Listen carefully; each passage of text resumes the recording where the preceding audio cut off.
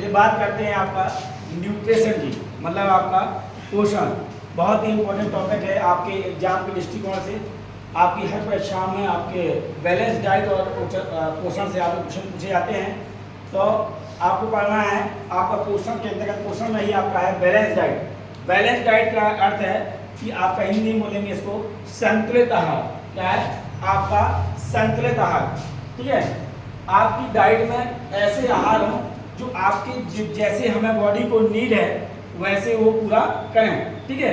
आपकी जो डाइट के अंतर्गत आहार है, कार्बोहाइड्रेट, प्रोटीन, फैट, आपका विटामिन, मिनरल और वाटर, वो प्रॉपर रेशियो और प्रॉपर प्रोपोर्शन में होना चाहिए। प्रॉपर रेशियो, प्रॉपर आपका प्रॉपर रेशियो, रेशियो का मतलब हुआ प्रतिशत, और प्रोपोर्शन, प्रोपोर्शन मतलब अनुपात। क्या हुआ प्रॉपर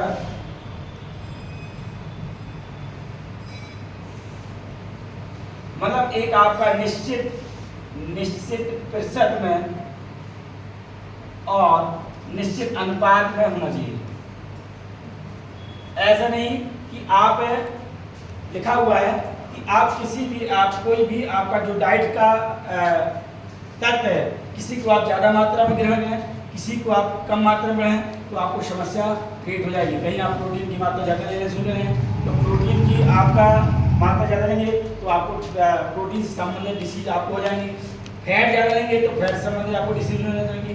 तो आपको कहा गया बैलेंस डाइट का जो तात्पर्य है कि हमें जो आहार लेना है वो आपका प्रॉपर रेशियो और प्रॉपर प्रोपोर्शन में, मतलब निश्चित अनुपात और निश्चित आपका प्रतिशत में लेना है, ठीक है। तो लिखा गया है, देखिए इसको आप संतुलित आहार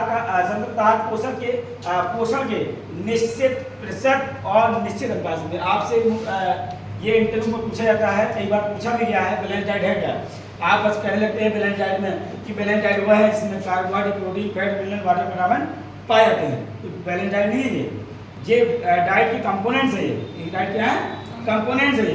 तो हमें बताना है कि इंटरव्यू में पूछा गया है, हायर एजुकेशन के और आपके लेक्चरर से पूछा गया है कि बैलेंस डाइट क्या है। तो आपको बताना है कि डाइट के जो तत्व हैं वो आपका निश्चित रेशियो और निश्चित प्रतिशत में होना चाहिए। प्रॉपर रेशियो और आपका प्रॉपर रेशियो, प्रॉपर प्रोपोर्शन मतलब अनुपात में। इसका कहने का मतलब हुआ कि जैसे आप कहते हैं 4:1:1, ये क्या हमारा हो गया, ये आपका प्रोपोर्शन हो गया। आपको लिखा मिलेगा, आपको लिखा मिलेगा 4:1:1। कभी कभी ऐसा मिल जाता है। ये हमें अब देखना कि पहले शब्द कौन ले रहा हो, ठीक है। तो आपको इतना समझना है कि प्रोपोर्शन का मतलब हुआ कि 4:1, ये हमारा प्रोपोर्शन है। कितने कैलोरी हमें कार्बोहाइड्रेट से मिलेगी, कितने कैलोरी हमें फैट से मिलेगी, कितने कैलोरी हमें वसा से मिलेगी और प्रोटीन से मिलेगी। और रेशियो का मतलब हुआ कि आपको बताया गया कि 55 से 60% आपको क्या है, कार्बोहाइड्रेट है, और आपका 25 से 30% क्या है, हमारा फैट है, ठीक है, और 10 से 15% क्या है, प्रोटीन है। तो ये हमारा हो गया आपका रेशियो हो गया। क्या हो गया, रेशियो। तो बात हमें करनी है कि जो बैलेंस डाइट है, बैलेंस डाइट का हमें नाम से वो क्लियर है कि बैलेंस मतलब संतुलन। संतुलन तभी होगा जब आपका डिसाइड होगा कि प्रॉपर रेशियो, प्रॉपर आपका प्रोपोर्शन मतलब अनुपात में।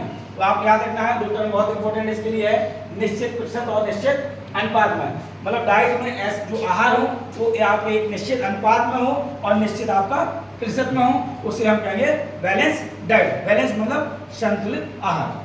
ऐसा नहीं कि आप जो निश्चित किया, जो हमारी साइंस कहती है उसके अनुसार से जो आपके बताया गया है कि आपका इतना लेना चाहिए, उससे आप एक्सेस करेंगे। ज़्यादा फैट खाएंगे तो आपको फैट से संबंधित बीमारी हो जाएंगी। एक्सेस प्रोटीन लेंगे तो प्रोटीन संबंधित बीमारी आएंगी। तो जो चीज़ आप पे एक्सेस, जो आपका निर्धारित किया गया उससे ज़्यादा ग्रहण करेंगे तो तमाम प्रकार की समस्याएं आपको आ जाएंगी, ठीक है। अब देखिए लिखा हुआ है इसमें, ये बात समझ गए आप। लिखा हुआ है एक एथलीट के लिए 5000 कैलोरी की आवश्यकता होती है और एवं उच्च खिलाड़ी के लिए 6000 से 7000 कैलोरी की आवश्यकता होती है।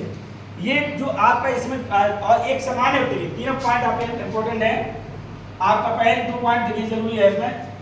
एक एथलीट के लिए, एथलीट जो कॉमन वर्ड हो गया, एक एथलीट हो गया। एथलीट खिलाड़ी को हम बोलते हैं, एथलीट बोलते हैं। किसी भी गेम का खिलाड़ी हो उससे क्या बोलते हैं आपका, एथलीट कहते हैं, तो एथलीट को 5000 कैलोरी की आवश्यकता है। क्वेश्चन पूछा गया है कि एथलीट को कितनी कैलोरी की आवश्यकता होती है, तो 5000 कैलोरी की आवश्यकता होती है। ठीक है, अब ये डिपेंड करता है आपका उच्च स्तर खिलाड़ी, जैसे आपका हर गेम का लेवल अलग है। फुटबॉल का है, फुटबॉल वर्ल्ड लेवल पे खेल रहा है, वो ओलंपिक स्तर पे खेल रहा है, किस लेवल खिलाड़ी है, नेशनल लेवल का है कि इंटरनेशनल लेवल का है कि वर्ल्ड लेवल का है कि ओलंपिक लेवल का, किस हिसाब का परफॉर्मेंस है, उस हिसाब से कैलोरी डिसाइड किया है। बल्कि हमें याद रखना है ये वाली क्या रखना है, 5000 कैलोरी याद रखना है। क्लियर। अब दूसरा बताया गया है कि सामान्य व्यक्ति के लिए कितनी कैलोरी आवश्यकता होती है, 2400 कैलोरी, जो किसी प्रकार का काम आपका नहीं करता है, आपका घर पर बैठा। ये भी आपको कैटेगराइज किया गया है कि जो ऑफिस में काम करता है उसको कितने चाहिए, प्रेग्नेंट लेडी है उसको कितना चाहिए, जो आपका और भी अगर काम कर रहा मजदूर है कितना चाहिए। तो हमें उनसे भी मतलब नहीं है, अलग अलग नहीं आएगा सब होता, बल्कि मैं तो पूछा जाता है कि खिलाड़ी के लिए कैलोरी की आवश्यकता कितनी है, 5000, और सामान्य व्यक्ति के लिए कैलोरी की आवश्यकता है 2400।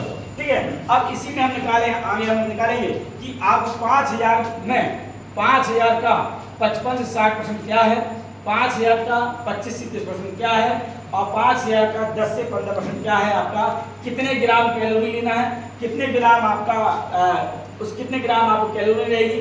ठीक है, सॉरी कितने ग्राम आपको लेंगे तो उससे कितनी कैलोरी आपकी बनेगी। ठीक है, चलो आगे। अब देखिए, ये आप देख लीजिए जो हमारा अभी निश्चित अनुपात की बात कर रहे थे, प्रतिशत की बात कर रहे थे, वो देख लीजिए पहले आप। अब इस ग्राफ के माध्यम से इस ग्राफ को देखिए, इसी ग्राफ को पहले तो हमें इस ग्राफ को याद कर लेना है, बहुत इससे हमारे क्वेश्चन के सामने आ जाएंगे। आपका लिखा हुआ है सबसे पहले पोषक तत्व, दूसरे में अनुपात लिखा हुआ है, अनुपात मतलब आपका पोषण, और प्रतिशत मतलब रेशियो, और ग्राम पर ग्राम। ठीक है, आप मतलब कितने ग्राम लेंगे, कितने ग्राम ऊर्जा है पर डे लेंगे। हमारे प्रतिदिन की बात हो रही है, प्रतिदिन क्या है हमारी, ये हमारा प्रतिदिन की बात हो रही है। प्रतिदिन हमें 5000 कैलोरी लेनी है या 2400 कैलोरी लेनी है। ठीक है, ये हमारे खिलाड़ी के लिए, सामान्य व्यक्ति के लिए है। उसका आपका पर डे कितने परसेंट आपको कार्बोहाइड्रेट होगा, कितने परसेंट आपका फैट होगा, कितने परसेंट आपकी प्रोटीन होगी। तो आप देखिए अनुपात पूछता है, पहला हमारा कॉलम है आपका पोषक तत्व में, आपको जो हमारे एनर्जी प्रोडक्ट हैं, हमारे एनर्जी जो आपके मेन आपके होता है मैक्रो और माइक्रो। तो आपके ये मैक्रो वाले हैं, कार्बोहाइड्रेट, प्रोटीन और फैट। तो इसमें देखिए जो आपको कार्बोहाइड्रेट है, आपका प्रोटीन है और फैट है, ये तीन की बात हमें मैंने करनी है, क्योंकि जो हमें ऊर्जा मिलती है इन्हीं तीनों से मिलती है।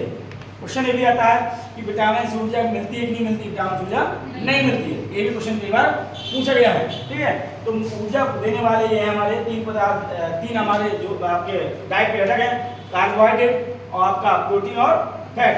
अब जैसे अनुपात की बात करता है तो अनुपात लिखा आता है 4:1:1।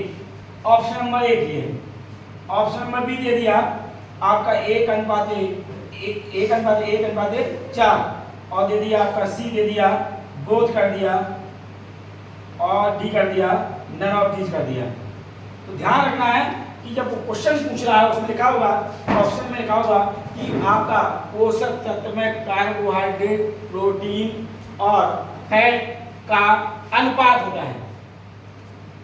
कार्बोहाइड्रेट, प्रोटीन और वसा का अनुपात होता है, ये हमारा क्वेश्चन बन गया। अब ऑप्शन नंबर 1 है, ये है 4:1:1। ऑप्शन नंबर बी है 1:1:4, और सी हमारा बोथ और नन। तो याद रखना है हमें कि ये बात पहले है तो आपका 4 पहले होना चाहिए, ध्यान देने वाली बात है। ठीक है, और अगर आपका उसको उल्टा कर दिया वसा, प्रोटीन और कार्बोहाइड्रेट, तो आपका ऐसे ही हो जाएगा। तो इसमें ध्यान रखना है कि जो जो टर्म है वो पहला टर्म क्या आ रहा है उसके हिसाब से रहेगा। कार्बोहाइड्रेट का जो अनुपात है वो 4 है, प्रोटीन का हमारा 1 है, और आपका वसा का 1 है। अभी जब हम कैलकुलेट करेंगे तो निकल के आ जाएगा आपका, ये आपका ग्राम और कैलोरी से निकल के आता है। ठीक है, ये कैसे निकल पाता, आप ग्राम और कैलोरी की निकालेंगे तो ऑटोमेटिक यही चीज़ आपके सामने जाएगी अप्रॉक्सीमेट, क्योंकि ये वैल्यू आपकी आती है 55 से 60 ली हमने कहीं पर। ठीक है, कहीं हम 60 से कैलकुलेट करते हैं, कहीं हम आपका 15 से कर रहे हैं, कहीं 10 से कर ले रहे हैं, कहीं 25 से कहीं 30 से कर रहे हैं। तो इससे थोड़ा फ्लैक्चुएट होगा, बल्कि जो अनुपात निकलता है वो कैलोरी से ही निकल जाएगा आपका, क्योंकि आपका अनुपात अप्रॉक्सीमेट कितना आ रहा है। ठीक है, तो याद रखिएगा अनुपात क्लियर हुआ पॉइंट आपका। अब आपका प्रतिशत होता है टोटल डाइट का, जो आपकी डाइट है वो टोटल डाइट का आप जैसे डाइट ले रहे हैं 5000 कैलोरी ले रहे हैं, कितनी ले रहे हैं 5000, खिलाड़ी है तो 5000 का 55 से 60% हमें लेना है आपका, क्या लेना है कार्बोहाइड्रेट लेना है, ठीक है। और 5000 का जैसे अभी चित्र में आपको बताया जैसे 5000 का 55 ले लो आप, यहाँ बच्चा 60 ले लो, 55 लेते हैं बटे 100 ऐसे निकाल देंगे आपका, तो निकल के आ जाएगा, तो आपका ग्राम निकल के जाएगा, क्या निकल के जाएगा ग्राम निकल के आ जाएगा, ठीक है। कैलोरी भी निकल आएगी, ग्राम निकल आएगी, 4 से भाग देंगे ग्राम आ जाएगा और टोटल आएगा तो कैलोरी आ जाएगी। अगर 4 से डिवाइड करेंगे तो आपका आ जाएगा कितना आएगा ग्राम में जाएगा वो, ठीक है। और टोटल अभी हमारी कैलोरी निकलेगी तो उसमें 4 से भाग दे देंगे तो आपको क्या आ जाएगा 1 ग्राम में कितनी कैलोरी वो भी दिख लीजिए। आप एक बार पहले पूरे क्लियर कर लीजिए। आप प्रश्न पहले याद रखना है कि 55-60 आपका कार्बोहाइड्रेट है, आपका प्रोटीन 10 से 15% है और आपका 25 से 30% क्या आपका फैट, पहले ही समझ लीजिए। अब आपका ग्राम में टोटल कितने ग्राम पर डे हमें कार्बोहाइड्रेट लेना है, पर डे हमें प्रोटीन कितने ग्राम लेनी है, पर डे हमें फैट कितना लेना है। अब उसके फॉर्म अलग अलग हो सकते हैं, उसके रूप अलग अलग हो सकते हैं। हम कार्बोहाइड्रेट को किस रूप में ले रहे हैं, ठीक है, हम प्रोटीन को किस रूप में ले रहे हैं और हम फैट को हम किस रूप में ग्रहण कर रहे हैं। तो आपको याद रखना है ये कभी ग्राम में पूछा नहीं जाता है, बल्कि पूछा जाए तो उसके लिए फार्मूला आपको मैं बता दूंगा, ये वाला फार्मूला सेट होगा, आपको निकाल लीजिएगा। तो आपको याद रख लीजिए कि आपका 680 से 750 ग्राम आपको पर डे कार्बोहाइड्रेट लेना है, ठीक है। 125 से 190 आपका लेना है, हमको प्रोटीन लेना है और 140 से 170 आपका लेना है क्या फैट लेना है। आपका इसी से आपको लगभग क्लियर हो रहा होगा कि आपका ये 4 ग्राम आपका हो रहा है, ये देखिए लगभग सेम जा रहे हैं, अप्रोक्सीमेट सेम जा रहे हैं, इसलिए अनुपात इनका 1-1 है, इसका अनुपात 4 है। चाहे कैलोरी में चले जाओ चाहे ग्राम में चले जाओ, आपका लगभग रेशियो निकल के आ जाएगा, एवरेज में ग्राम में ही निकल क्लियर हो रहा है, यहाँ से ही क्लियर हो रहा है, ठीक है। फिर आती है ऊर्जा कैलोरी में, आपका 2800 कैलोरी, 2800 देखो डिपेंड करता है, हम 60 लेंगे तो कितना हो जाएगा 3000 हो जाएगा, 3000 हो जाएगा। अगर हम इसको 5000 का 60% निकालेंगे, ठीक है, 0 0 0 0 5 का 30, 3000 हो गया, ठीक है। अब तो आप 3000 आ जाएगा, डिपेंड करता है हमने किसको लिया है, 55 को लिया है कि 60 को लिया है। तो हमने यहाँ पर लिया है आपका, हमने 55 से निकाला है तो आपका हो जाएगा वहाँ 2800 से 3000 कैलोरी। इसको आप निकाल लीजिए अपने मन से, बेस से आपने बता दिया कि 5000 का 55 से भी निकालो मिनिमम वैल्यू और 5000 का 60% मैक्सिमम वैल्यू आ जाएगी, ठीक है। तो आपको इस तरह ग्राम में जाएगा 2800 से 3000 ग्राम आपका कार्बोहाइड्रेट लेंगे हम, ठीक है। इसी तरह आपका 500 से 700 ग्राम हम लेंगे आपका प्रोटीन से लेंगे, ठीक है। और आपका बसा फैट से आपका 1400 से 1500 ग्राम। वैल्यू इधर हो सकती है, बल्कि फार्मूला गलत नहीं हो सकता, फार्मूले से आप निकाल सकते हैं, हो सकता कहीं इधर हो 1% नहीं है, तब भी आप एक बार निकालने का प्रयास करिएगा, ठीक है। 5000 का 55%, 5000 का 60%, 5000 का 10%, 5000 का 15%, 5000 का 25%, 5000 का 30% निकालिएगा। तो ये तो 5000 का एक वैल्यू आपको खुद निकालिए, हम जाके 2400 का मान लो सामान्य व्यक्ति का दे दो, ठीक है, हमने 5000 निकाल रखा है, ये हम खिलाड़ी की तरफ टेबल बनाई है हमने, आपको 2400 का निकालना है, 2400 का, क्योंकि एक सामान्य व्यक्ति की 2400 होती है, उस 2400 का 60%, तो ऐसे कर दीजिएगा, आपका सेम ऐसे कर दीजिएगा, 2400 का 60% आपका निकाल लीजिएगा, ऐसे ऐसे करके निकल आएगा, ठीक है। तो आपका वो 2400 का कार्बोहाइड्रेट निकल आएगा, जो भी आएगा ग्राम भी निकल आएगा, कैलोरी भी निकल आएगी। अब आपका है ऊर्जा उत्पाद, 1 ग्राम में कितनी कैलोरी आपकी निकलती है। तो आपकी पता है, आपको कार्बोहाइड्रेट से क्वेश्चन सबको पता है, 1 ग्राम कार्बोहाइड्रेट लेंगे हम 4 कैलोरी मिलेगी, कितनी मिलेगी 4। 1 ग्राम कार्बोहाइड्रेट लेने से 4 कैलोरी मिलेगी पर ग्राम, वहां पर हो जाएगा कि प्रति ग्राम कैलोरी है, प्रति ग्राम कैलोरी होगा आपका 1 ग्राम कैलोरी लेने से आपका 1 ग्राम लेने से आपका 4 कैलोरी ऊर्जा मिलती है हमको, ठीक है। अब आपका प्रोटीन से भी 4 मिलती है, 1 ग्राम प्रोटीन लेने से 4 कैलोरी ऊर्जा मिलती है।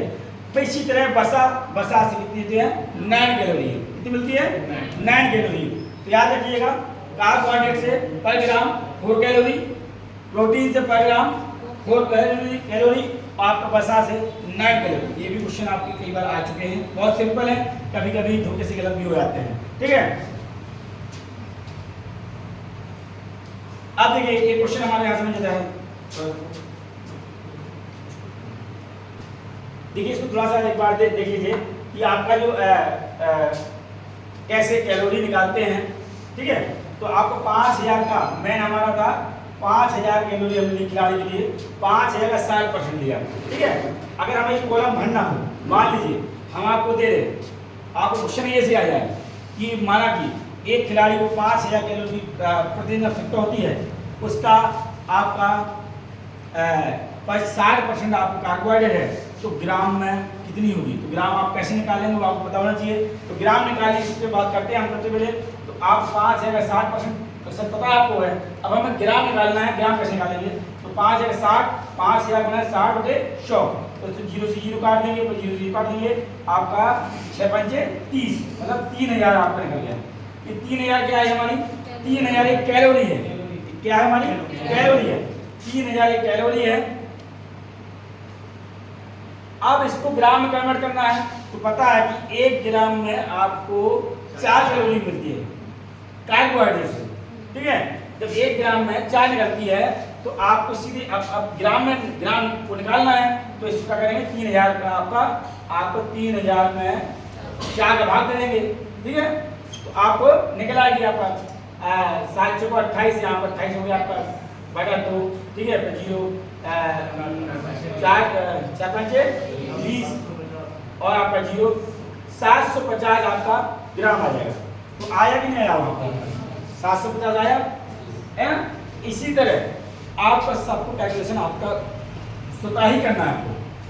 आपको मैंने 5000 बताया, 5000 का 55 निकाल लीजिएगा, 5000 आपका कार्बोहाइड्रेट निकाल लीजिए, प्रोटीन निकाल लीजिएगा, और साथ ही साथ 2400 का भी निकाल लीजिएगा। ठीक है, इस पॉइंट से आपको क्लियर होगा। मान लो क्वेश्चन दे दे वो मैथमेटिकल का, तो आपको आना चाहिए। वेरी इंपॉर्टेंट क्वेश्चन यहाँ पे है कि डेली एनर्जी रिक्वायरमेंट, प्रतिदिन आवश्यक ऊर्जा। ये क्वेश्चन लगातार कई बार हायर एजुकेशन में भी आया है और एलटी में भी आया था, आप देख लीजिए कोड आगे। तो ये क्वेश्चन बहुत इंपॉर्टेंट है, इसको आप चाहे समझो चाहे इसको याद करो, तत्काल याद होना चाहिए। आपको लिखा हुआ है डेली एनर्जी रिक्वायरमेंट, प्रतिदिन आवश्यक ऊर्जा। हमें प्रतिदिन आवश्यक ऊर्जा कितनी लगती है? हमें एक सामान्य व्यक्ति की बात कर रहा हूँ, इसकी बात हो रही है, हमें सामान्य व्यक्ति की यहाँ हम चर्चा करेंगे।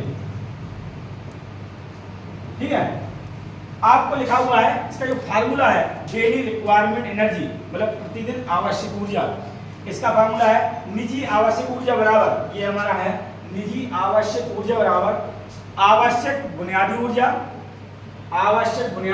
प्लस फालतू ऊर्जा की आवश्यकता। दो चीजें इसमें ऐड है, निजी आवश्यक ऊर्जा बराबर निजी ऊर्जा आवश्यकता बराबर निजी ऊर्जा की आवश्यकता बराबर आवश्यक बुनियादी ऊर्जा प्लस फालतू ऊर्जा की आवश्यकता। ठीक है, अब इसमें देखना हमको है कि दो चीजें इसमें शामिल हैं, कितने कैलोरी हमें आपकी आवश्यक बुनियादी ऊर्जा है, कितने कैलोरी में आपकी आवश्यक बुनियादी ऊर्जा है, और कितनी कैलोरी हमें आपकी फालतू आपकी ऊर्जा की आवश्यकता है। प्रति घंटे के हिसाब से चलती है। ठीक है, 24 घंटे में कितनी चाहिए और पर हावर कितनी चाहिए। अगर वर्कआउट करेंगे तो वर्कआउट में कितनी चाहिए, ध्यान रखिएगा, लिखा हुआ है यहाँ नीचे देखिए, यहाँ से क्वेश्चन स्टार्ट होता है आवश्यक बुनियादी ऊर्जा बेसिक एनर्जी रिक्वायरमेंट। ठीक है, बेसिक एनर्जी रिक्वायरमेंट आपका इसको ध्यान से पढ़िए, लिखा हुआ है आवश्यक बुनियादी ऊर्जा बेसिक एनर्जी रिक्वायरमेंट शरीर के वजन, इस सेंटेंस को ध्यान से पढ़िएगा, लिखा हुआ है बहुत इंपॉर्टेंट लाइन है ये, शरीर के वजन के हर 1 किलोग्राम के लिए, शरीर के वजन के हर 1 किलोग्राम, टोटल बॉडी वेट जो भी आपका है 50 किलो है 60 किलो है, अगर है तो हर किलो के लिए आपको हर किलोग्राम के लिए हर घंटे पर हर किलोग्राम 1 किलोग्राम हर घंटे के लिए 1.3 कैलोरी की आवश्यकता होती है। कितनी होती है? 1.3 कैलोरी हर वेट मतलब हर किलो पे और हर घंटे पे। बात समझिए इसको। क्वेश्चन यही आएगा कि ये सेम लाइन मिलेगी आपकी, ये लाइन कई बार आ चुकी है, ये क्वेश्चन पेटेंट समझ आपका मिलता है कि आवश्यक ऊर्जा शरीर के वजन के हर 1 किलोग्राम, जैसे 50 किलो व्यक्ति का वजन है तो 50 गुणे 1.3 और कितने घंटे चाहिए? 24 घंटे।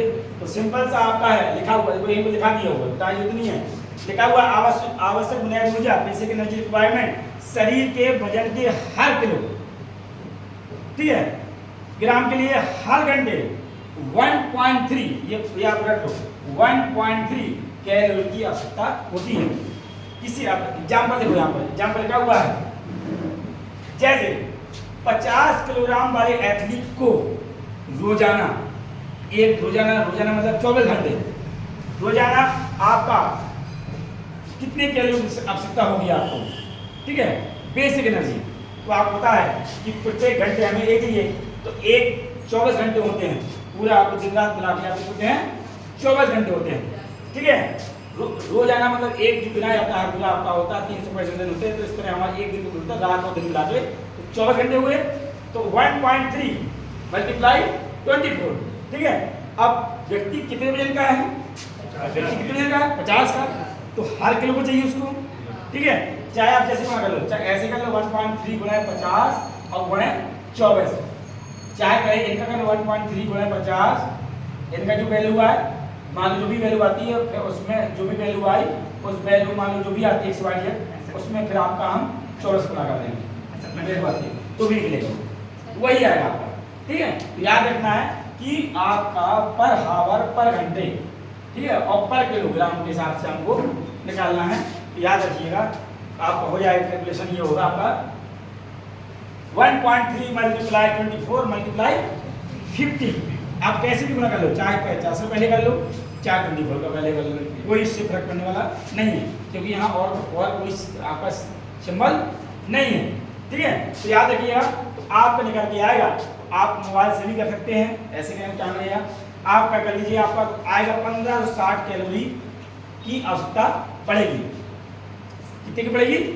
1560। आपकी ये क्या हमारी है, ये आपकी बेसिक आवश्यक बेसिक एनर्जी रिक्वायरमेंट, इतनी हमें चाहिए, हम कुछ नहीं कर रहे हैं तब भी हमें चाहिए, शरीर को पर डे इतनी चाहिए, ठीक है, पर घंटे 1.3 कैलोरी, और पर वेट के हिसाब से अगर वेट ज़्यादा होगा कैलोरी आपको और बढ़ जाएगी। इसका 60 किलो होगा तो 60 से गुना हो जाएगा, 70 किलो होगा 70 से गुना हो जाएगा उसका, जहाँ 50 से गुना हो रहा है ना, ये 50 से गुना हो रहा है, वो आपका डिपेंड करता है कि आदमी का वजन कितना है, 60 होगा तो 60 से गुना, 70 होगा 70 से गुना, 100 होगा तो 100 से गुना हो जाएगा। तो उसी हिसाब से उसको, क्योंकि उसी हिसाब से उसको भूख भी लगती है, ठीक है। अब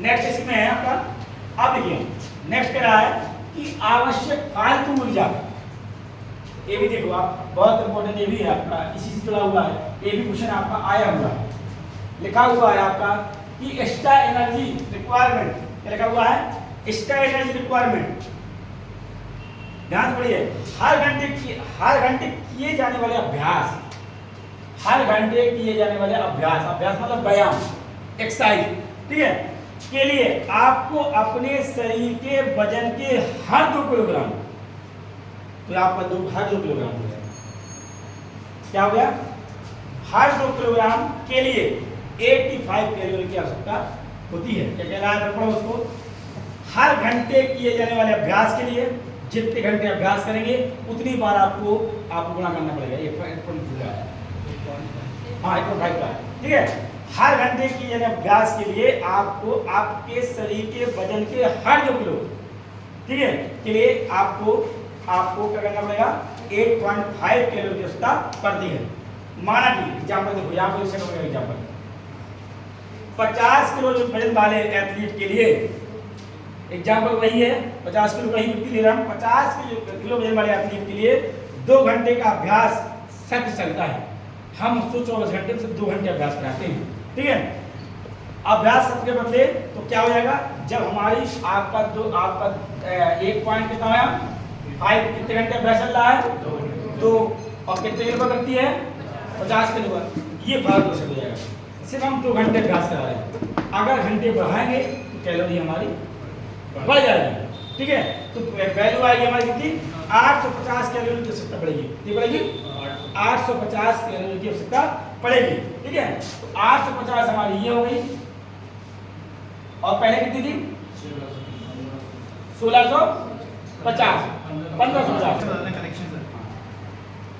इसमें जो सेंटेंस देखिए आप लिखा हुआ है, इस प्रकार यदि 50 किलो वजन वाला एथलीट दिन में 2 घंटे अभ्यास करता है तो उसके लिए आहार कम से कम आपका 2410 कैलोरी की आवश्यकता पड़ती है। तो कहने का मतलब है इसमें जो आपका है 1560 हमारी क्या है, बेसिक एनर्जी है, और आपकी 850 क्या है, एक्स्ट्रा एनर्जी है, ठीक है। तो दोनों को मिलाकर हो जाएगा हमारा 2400 कैलोरी। और जो यहाँ पर आपका जो आपका दिया है कि शरीर के वजन का हर 1 किलोग्राम कर लीजिए वहां पर, ठीक है। अब देखने हैं इसमें आपका जो पॉइंट है उसको देखिए आप ध्यान देना हमको, जो हमारे डाइट के जो एलिमेंट्स है, डाइट के तत्व हैं, उनको देखिए कौन कौन से आपके हैं। आपका मैक्रो कभी कभी पूछ देता है कि आपका मैक्रो कौन कौन से हैं और माइक्रो कौन कौन से। मैक्रो मीन्स बड़े, जो ज़्यादा हमें ऊर्जा प्रोवाइड करते हैं, और माइक्रो मीन्स छोटे, ठीक है, जिनकी हमें एक मिनिमम आवश्यकता का शरीर की जो आवश्यकता होती है वो वह पूर्ति करें। इनका ऊर्जा से कोई लेना देना नहीं है, बल्कि इनके बिना भी हमारा आपका बॉडी बेकार हो जाएगी। अगर हम आपको जो माइक्रो एलिमेंट्स कर लो, उसको हम माइक्रो एलिमेंट्स कर लो उसको, ठीक है। आप इसको नहीं लेंगे तो आपकी बॉडी चल नहीं पाएगी, समझ लीजिए, क्योंकि मिनरल्स का बहुत सूक्ष्म मिलीग्राम में होता है और विटामिन भी होते हैं, बल्कि तब भी अगर नहीं लेंगे तो आपका बॉडी चलायमान नहीं होगी, आपको विभिन्न प्रकार की बीमारियां से ग्रसित हो जाएगी। तो याद रखना है, पहले तो मैं आपका मैक्रो एनर्जी, और उसको आपको ले लो आप माइक्रो एलिमेंट्स कर लो उसको आप, ठीक है। इसको भी एलिमेंट कर सकते हैं, कोई दिक्कत नहीं है। तो ये क्या होते हैं, अधिक मात्रा में ऊर्जा निकालते हैं, वहां पर ऊर्जा नहीं मिलती है। याद रखिए, आपका विटामिन मिनरल्स वहां पर ऊर्जा नहीं मिलती है। स्पेशली क्वेश्चन बनता है कि विटामिन से ऊर्जा मिलती है कि मिलती है, विटामिन से ऊर्जा नहीं मिलती है, ठीक है। तो इसमें अधिक मात्रा में ऊर्जा मिलती है कार्बोहाइड्रेट, प्रोटीन और फैट, ठीक है। 3 आपके मुख्य तत्व हैं, कार्बोहाइड्रेट, प्रोटीन और फैट।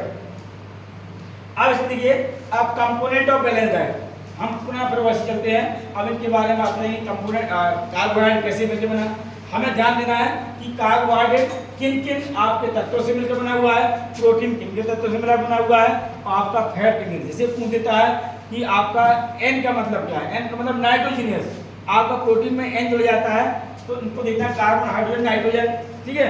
इसी तरह हम बात करेंगे। अब इसमें जो हम बात कर रहे थे आपका परसेंटेज की, वो भी लिख लीजिए, दोबारा पढ़ेंगे। इसमें लिखा हुआ है आपका कि कार्बोहाइड्रेट, पुनः दोबारा समझते हैं, कार्बोहाइड्रेट 50 से 60%, प्रोटीन 10 से 15, फैट 25-30।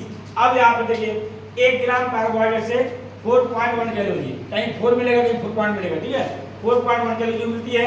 1 ग्राम प्रोटीन से 4.1 कैलोरी मिलती है। 1 ग्राम फैट से आपका 9.1 मिलती है, 449, ठीक है। अब इसमें अब देखिए कार्बोहाइड्रेट क्या है। कार्बोहाइड्रेट आपका ऊर्जा का सबसे महत्वपूर्ण सोर्स है, क्योंकि सबसे ज्यादा एनर्जी हम इसी से ले रहे हैं। 3000 कैलोरी हम इससे ले रहे हैं खिलाड़ी के लिए, ठीक है। इनमें अब इसमें पूछता है किन किन आपके कार्बनिक तत्वों से बना हुआ है, ये क्वेश्चन पूछा गया हुआ है कि कार्बोहाइड्रेट किन किन कार्बनिक तत्वों से बना हुआ है। तो आपका कार्बन, हाइड्रोजन और ऑक्सीजन, इनका कभी कभी आय नहीं होती, पूछ सकता है कि इनका अनुपात कितना होता है, कितना कार्बन का है, कितना ऑक्सीजन का है, कितना हाइड्रोजन का है। तो आपको कार्बन, हाइड्रोजन और ऑक्सीजन 1:2:1, ठीक है। आपका कार्बन, हाइड्रोजन और आपका ऑक्सीजन, इनका जो रेशियो है आपका C, और आपका C से आपका कार्बन हो गया, S से हाइड्रोजन हो, O2 से मतलब ऑक्सीजन, तो इसका जो रेशियो है 1:2:1 होता है, ठीक, याद रहेगा। और तत्व याद रहना चाहिए कौन कौन से तत्व मिलकर बना है। ये क्वेश्चन पूछा जाएगा कि आपका कार्बोहाइड्रेट किन किन आपका रासायनिक तत्वों से मिलकर बना है, कार्बन, हाइड्रोजन और ऑक्सीजन। फिर है ये शरीर को तेजी से ऊर्जा एवं ताकत प्रदान करता है। आपको इमीडिएटली सोर्स ऑफ एनर्जी भी होती है, यह ऊर्जा का तत्कालिक आपका सोर्स भी है, यहाँ से तत्काल ऊर्जा मिलती है, ठीक है। अब कार्बोहाइड्रेट के मुख्य स्रोत क्या है, सोर्स ऑफ कार्बोहाइड्रेट। कार्बोहाइड्रेट मुख्य स्रोत है आपका फल, दूध से बने पदार्थ, आलू, गाजर, सब्जी, शहद, जैम, आइसक्रीम, चीनी, डबल रोटी, अनाज, गेहूं, बाजरा, चावल, सभी दालें आलू से मिलता है। ठीक है, आपको जैसे आपका इसमें भी पूछा जाता है, मैं आपको जितने भी आपके से आपका समोसा हो गया, ग्लूकोज हो गया, बिस्कुट हो गई, ठीक है, और आपके रोटी हो गई, शहद हो गई, जैम हो गई, आइसक्रीम तो कालूजे मिल जाती है, कोल्ड ड्रिंक्स वगैरह सूजे मिल जाती है। तो इसमें क्या है, ये आपको कार्बोहाइड्रेट के स्रोत है। तो कहाँ से कार्बोहाइड्रेट से हमें मिल सकता है, तो आप ये एक बार पढ़ लीजिए, याद कीजिएगा। जितने हमारे फ्रूट्स हैं, फ्रूट्स खाएंगे तुरंत हमें ऊर्जा मिलेगी। ठीक है, अब इसमें आपका मैं देखिए कार्बोहाइड्रेट समझ जाए, कार्बोहाइड्रेट कहाँ से ऊर्जा हमको मिलती है।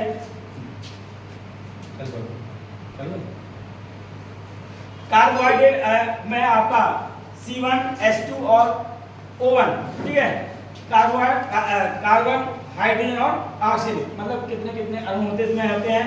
अब इसमें देखिए कार्बोहाइड्रेट दो प्रकार होता है, साधारण कार्बोहाइड्रेट और जटिल कार्बोहाइड्रेट। साधारण का मतलब है कि तत्काल हमें ऊर्जा मिलेगी, जल्दी टूट जाता है, और जटिल को टूटने में थोड़ा सा समय लगता है। कार्बोहाइड्रेट क्वेश्चन बन सकता है, कार्बोहाइड्रेट कितने प्रकार होते हैं।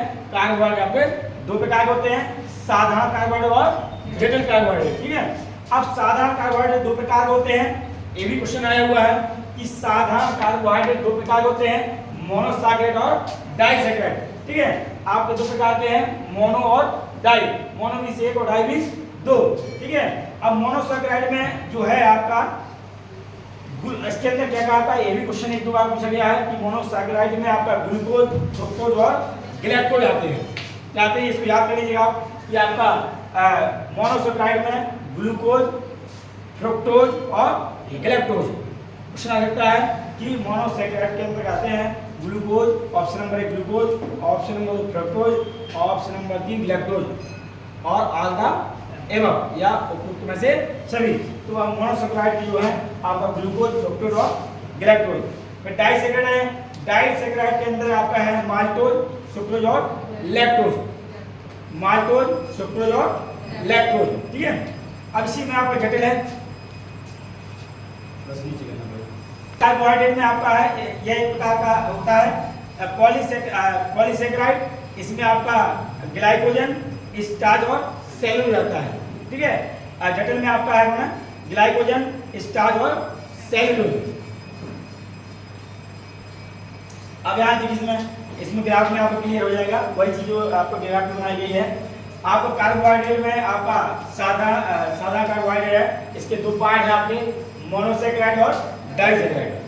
ये ग्राफ के माध्यम से आप समझ इसको याद कर रहा हूँ किसी तरह से।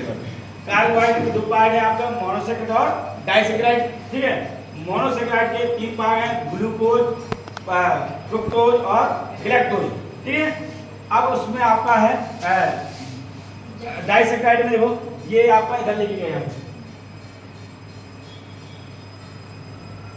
ठीक है, डाइसैकेराइड जो आपका डाइसैकेराइड के पार्ट है आपका माल्टोज, आपका सुक्रोज और लैक्टोज, ये आपको याद करना पड़ेंगे। ठीक है, अब इसमें आपका जटिल कार्बोहाइड्रेट है, जटिल में आपका ग्लाइकोजन, स्टार्च और सेलुलोज। ठीक है,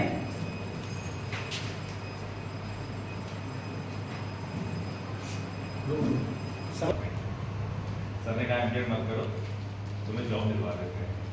बस वो था, ये हमारा डेडिकेशन था, सर का मार्गदर्शन था, सर और मैम ने जो हमें पढ़ाया था वो हमने रट लिया था। जुनून था एक समय की, लास्ट चांस है हमारा, इतनी एज में 38 की एज में मैंने दिया था, और मुझे लगा था उस समय कि शायद यही मेरा आखिरी चांस है, अगर हो गया तो हो गया, नहीं तो नहीं हो।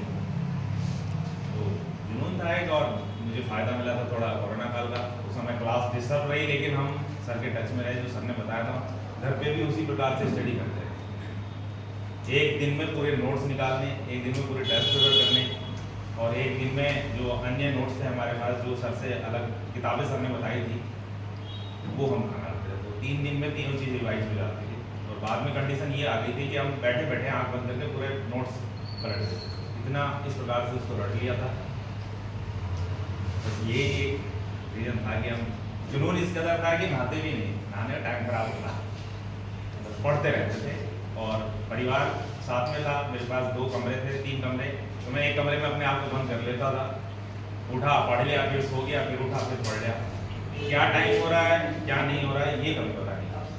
अब आके जब थोड़ा सा हिसाब लगाता हूँ तो लगता था कि लगभग 16 घंटे एक दिन में पढ़ लेता हूँ। अपना रोटी भी पैक करके रख लेता था कि जब मेरा मन करेगा खा लूँ, मुझे डिस्टर्ब मत करना रूम में। मेरा बेटा है ये उस समय और भी छोटा था तो गारंटी में ये लेता हूँ कि 100 क्वेश्चन से पहले आपका पेन नहीं होगा। और यही कंडीशन थी। मैंने 106 पे पहली बार रोका था 106 क्वेश्चन करने पर, और फिर मतलब जो नहीं आ रहे थे वो छोड़ता चला गया, जो आ रहे थे वो तुरंत हाथों हाथ करता चला गया। तो 106 क्वेश्चन के बाद जब मैंने पूरे क्वेश्चन किए तो मैं 106 क्वेश्चन कर चुका था। फिर उसके बाद तुक्केबाजी चलती है, जो नहीं आता था उसमें तुक्केबाजी, मतलब वो दोबारा रिपीट उसी से किया था। लेकिन हाँ ये बात सही थी कि सर ने मुझे लास्ट डे जब एग्जाम था तो सर एक मोटिवेशनल वीडियो बना रहे थे, तो मैं सर के पास था रात को। जो पहले हमारा जो टेक्निकल काम मतलब जो सर का जो शुरू हुआ है वो भी आगे जी हैं। सर का जो ऐप है वो स्टार्टिंग में सर ने और मैंने ही ऑपरेट किया है, तो उसी में एक मोटिवेशनल वीडियो अभी भी पड़ी है, अगर आप चाहें तो देख सकते हैं। 5-7 मिनट की मोटिवेशनल वीडियो। तो रात को 8:30 बजे के लगभग अगले दिन पेपर था और मैं रात को 8:30 बजे सर के पास था। तो मैंने सर से ये कहा, सर ने कहा कोई दिखना कि सर जाओ पढ़ लूँ मैं। तो सर ने कहा कोई बात नहीं, अब तुमने जितना पढ़ लिया बहुत, अब आप कुछ नहीं करो, आप जाओ आराम करो और सुबह फ्रेश माइंड उठ के पेपर दो। तो बात करें कार्बोहाइड्रेट के कार की। कार्बोहाइड्रेट का फंक्शन क्या है, फंक्शन ऑफ कार्बोहाइड्रेट, ठीक है। कार्बोहाइड्रेट का बुनियादी जो कार्य है, शरीर खास तौर पर दिमाग की तंतु प्राणी को ऊर्जा या ताकत प्रदान करना। जो आपका नर्वस सिस्टम जो रेगुलेट हो रहा है उसमें आपको कार्बोहाइड्रेट का बुनियादी रोल है इसमें, ठीक है, अहम रोल है आपका। जो आपकी जो तंतु प्राणी जो चलती है और उसमें आपका कार्बोहाइड्रेट का रोल है। साथ साथ जो आपका मेन काम है इसका है ऊर्जा और ताकत प्रदान करना। क्या करना? ऊर्जा और ताकत प्रदान करना। शरीर स्टार्च व मीठे को पीसकर ग्लूकोज नाम के तत्व में बदल देता है। ग्लूकोज ही शरीर को ताकत प्रदान करता है। जो लास्ट फॉर्म में हमारा है वो क्या हमारा अंतिम कह सकते हैं इसको क्या है, ग्लूकोज, जहां से हमें ऊर्जा मिलती है, ठीक है। अब आपका प्रोटीन है, यहां से बहुत बड़ा क्वेश्चन बन जाते हैं। प्रोटीन देखिए, पहला क्वेश्चन ही बनता है कि प्रोटीन किन किन रासायनिक तत्वों से मिलकर बना हुआ है। कौन कौन से ऐसे रासायनिक तत्व हैं जिनसे प्रोटीन बना हुआ है? तो पहला प्रोटीन को नाइट्रोजीनियस भी कहते हैं। प्रोटीन को नाइट्रोजीनियस कहते हैं क्योंकि इसमें कार्बन, आपका हाइड्रोजन, ऑक्सीजन और नाइट्रोजन एन इसमें एक्स्ट्रा जुड़ा हुआ है। कार्बन, हाइड्रोजन, ऑक्सीजन और नाइट्रोजन, इसलिए इसको क्या कहा गया है, नाइट्रोजीनियस भी कहा गया क्योंकि इसमें एन एक्स्ट्रा लगा हुआ है। इसको नाइट्रोजीनियस भी कहते हैं। क्वेश्चन पूछा गया है, ठीक है, किन तत्वों से मिलकर बना हुआ है और इसको क्या कहते हैं, इसको नाइट्रोजीनियस भी कहते हैं। 1 ग्राम प्रोटीन में 4.1 कैलोरी की एनर्जी मिलती है। 1 ग्राम अगर प्रोटीन लेंगे तो 4.1 कैलोरी मिलेगी। प्रोटीन का अंतिम उत्पाद, वेरी इंपॉर्टेंट क्वेश्चन है, प्रोटीन का अंतिम उत्पाद है एमिनो एसिड। प्रोटीन का अंतिम उत्पाद क्या है? अमीनो एसिड है, ठीक है। अब इसमें अब कितने हमारे अमीनो एसिड को देखिए, अमीनो एसिड 23 होते हैं जिनमें से 10 अमीनो एसिड आहार में आवश्यक उपलब्ध होने चाहिए। इन अमीनो एसिड का उपयोग रक्त, मांसपेशियों, नाखूनों, बालों एवं आंतरिक अंगों के निर्माण के लिए आवश्यक होते हैं। प्रोटीन नए ऊतकों को बनाती है तथा मरम्मत करती है। ये बहुत इंपॉर्टेंट लाइन है। प्रोटीन का क्या है? नए ऊतकों का निर्माण करना और उनकी मरम्मत करना। इसमें जितने अंडरलाइन किए वो इंपॉर्टेंट ज़्यादा है। नाइट्रोजीनियस 4.1 कैलोरी, 23 अमीनो एसिड, अंतिम उत्पाद अमीनो एसिड, और आपका प्रोटीन का काम है नए ऊतकों का निर्माण करना और उनकी रिपेयर करना। नए ऊतकों का निर्माण करना, उनकी रिपेयर करना है, ठीक है। आहार में प्रोटीन अत्यधिक प्रयोग से विशेष रूप से, मैंने कहा था किसी की मात्रा ज़्यादा लेंगे तो आपको क्या होगी, प्रॉब्लम क्रिएट होगी। तो आहार में प्रोटीन के अधिक प्रयोग से विशेष रूप से पशु प्रोटीन के प्रयोग से हृदय रोग जाते हैं। क्या होते हैं? हृदय रोग। इसको हृदय रोग होते हैं और साथ साथ ऑस्टियोपोरोसिस, हृदय रोग हो गया आपका हृदय रोग, और आपका ऑस्टियोपोरोसिस है हमारा हड्डी से संबंधित है। ऑस्टियोपोरोसिस, इसमें क्या होता है, हड्डियां क्या होती हैं, क्षेत्रित हो जाती है। क्या होती हैं? हड्डियां क्षेत्र युक्त हो जाती हैं, ठीक है। याद रखना है कि अधिक प्रोटीन अधिक मात्रा में लेने से आपको हृदय रोग और ऑस्टियोपोरोसिस ऑस्टियोपोरोसिस स्टॉक एवं गुर्दे में पथरी हो सकती है। जब हम ज़्यादा प्रोटीन लेते हैं तो गुर्दे में आपको किडनी में पथरी भी पाई जाती है आपके लिए। अब इसमें कुल 10 अमीनो एसिड आवश्यक माने जाते हैं। अब इसमें सोर्स देखो आप, सोर्स क्या है, सोर्स ऑफ प्रोटीन देखो आप कि सभी प्रकार की दालें, ऑल पल्सेस, जितनी भी दालें होती हैं, अरहर की दाल, मूंग की दाल, चना की दाल, मसूर की दाल, जितनी भी दालें हैं वो आपके प्रोटीन के क्या है, सोर्स है। सभी प्रकार की दालें, अनाज और आपका मछली, अंडा, दूध और पनीर, ठीक है। आपका मछली भी है, अंडा भी है और दूध भी और पनीर भी है, ठीक है। अब प्रोटीन की कमी से होने वाले रोग ये भी पूछा जाता है, तो मारास्मस और क्वासा के रोग ये भी क्वेश्चन पूछा गया है। ऑप्शन में आएगा कि प्रोटीन से कमी से होने वाले रोग कौन से हैं, तो आपका मारास्मस और क्वासा क्योर, याद रखिएगा, बहुत इंपॉर्टेंट है दोनों आपका, मारास्मस और क्वासा क्योर। अब इसमें देखिए, अब जो इंपॉर्टेंट है इसमें पूछा गया है, इनमें आपको लिस्ट पता होना चाहिए कि आपकी कौन सी आपकी आवश्यक अमीनो एसिड है और कौन सी अनावश्यक अमीनो एसिड है। एलटी में क्वेश्चन आया था, आपको याद कैसे लिस्ट याद करनी है, अब आपको काम है ये, आपको याद होना चाहिए। इसमें लाइसिन भी पूछा गया है, शायद लाइसिन आया था। अब इसमें आपको कुल मिला के जो भी आवश्यक अमीनो एसिड की लिस्ट है और आपको अनावश्यक की है, ये आपको लिस्ट किसी भी तरह से आपको याद कर लेना है। तो इसमें जो आवश्यक अमीनो एसिड है, अर्जिनिन है, हिस्टाडीन है, आइसोल्यूसिन है और ल्यूसिन है, लाइसिन है, मिथिओनिन है और फिनाइलेन है और थ्रोयोनिन है और आपका ट्रिप्टोफैन है और वैलिन है। ये भी पूछा अधिकांश का, वैलिन इंपॉर्टेंट है, लाइसिन इंपॉर्टेंट है, ल्यूसिन इंपॉर्टेंट है और आपका हिस्टीडीन भी इंपॉर्टेंट है। ये याद था, इसको याद आप लिखेंगे, याद सही करना है। बल्कि आपका वैलिन भी एक बार पूछा गया है और ये तक आपका लाइसिन एलटी में आया हुआ है, ठीक है। इसी तरह उधर देखिए, इसमें सीन वाले ज्यादा है, सीन वाले ज्यादा है ना, सीन वाले, उसमें आप देखिए आपका एलेनिन, अनावश्यक अमीनो एसिड में एलेनिन, एस्प्रेजिन, एस्प्रेटिक, सिस्टीन और ग्लूटामाइट और ग्लूटामिन, यहाँ पर ये इंपॉर्टेंट आपका है, सिस्टीन इंपॉर्टेंट है यहाँ पर और आपका ग्लूटामिन इंपॉर्टेंट है। ग्लाइसिन भी है, प्रोलिन है, सेरिन, सेरिन भी पूछा गया होगा, सेरिन भी इंपॉर्टेंट है। यहाँ पर आपके हिस्टीडीन है और आपका आर्गिनिन है। तो इस टेस्ट को आप एक दो बार पढ़ेंगे तो आपको पहचान आ जाएगी, जिस तरह आपने डिवीजन में बताया भी होगा आपको फिजियोलॉजी में वेक्टर क्वांटिटी और आपका स्केलर क्वांटिटी, उसकी लिस्ट आपको समझ में नहीं आ रही होगी कि कौन कौन से वेक्टर है, कौन कौन से स्केल है, उसको रख लो, जेल में डाल के पूछी रखो, उसको याद कर डालो। इसी तरह आपको ये भी याद नहीं होंगे, एक बार पहले समझ में आएंगे, इनको भी आप बार बार अभ्यास करेंगे तो एक बार हो जाएंगे, ठीक है। तो आपको याद रखना है कि आवश्यक अमीनो एसिड कौन कौन है और आपके अनावश्यक या गैर अमीनो एसिड कौन कौन से हैं। तो इसमें याद रख लीजिएगा, आपके दोनों लिस्ट आपको याद करनी है, ठीक है। अब आप आगे प्रोटीन की कार्य क्या होगा, ठीक है।